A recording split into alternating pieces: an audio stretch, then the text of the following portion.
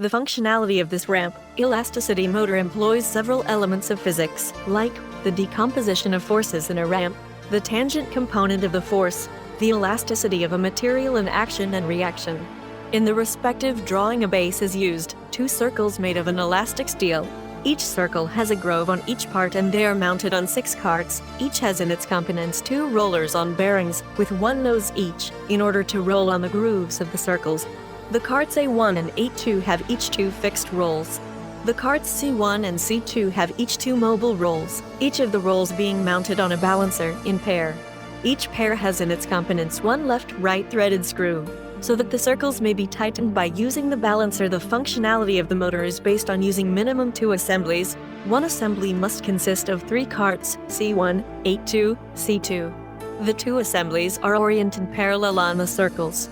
It is mandatory that the cart A2 is positioned between the carts C1 and C2. In order to get the rotation movement started, we must mind the arrangement of the carts. We tighten the circles among them with the rolls of the cart C2 with a certain force. Thus the circles will be deformed and thus 4 ramps are formed, 2 on the rolls from cart C2 and 2 on the rolls from cart A2. At this moment the highest point of the circles lies between cart A2 and C1. The rotation movement is not performed because of the fact that the inclination of the ramps from cart C2 and A2 opens certain ramp forces, C2 exerting force towards A2 and A2 exerting the same force towards C2. At this moment, the 2 exercised forces are facing each other. In order to achieve the rotation movement, we must change the inclination of the ramp from A2. To do this, we use the cart C1 by tightening the 2 balancers up to the moment when the highest point of the circle switches between the carts A2 and C2. When this action is performed, the rotation movement of the circles begins. The farthest the highest point is from cart A2, the faster the circles spin, and with greater force, because of the fact that the ramps from C2 and A2 push the circles in the same direction.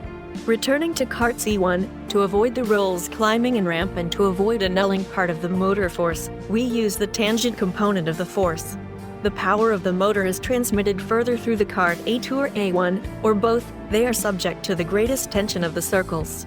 The power is transmitted from one of the rolls of the carts A1 or A2, extending towards the exterior or interior. From there one can further with a chain, transmission belt, toothed wheel, or cardan. On the opposite part of the extension 2 pinions are fixed, so that the roll does not skid on the circle. This motor operates only according to the laws of physics. It does not require fuel. The pollution is 0. It can be built in various dimensions. The larger the circles, the more cart assemblies can be mounted. All its components are recyclable.